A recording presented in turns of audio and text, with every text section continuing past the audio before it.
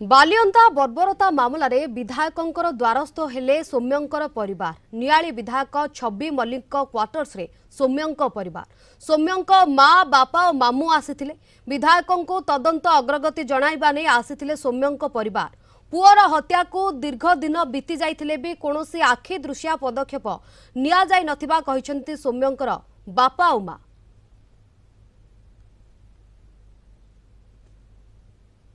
देखो अभियोग कली मुख्यमंत्री देखा करने को मना कले कहले नहीं देखा कले कौन हम क्राइम ब्रांच तो दिखाई केस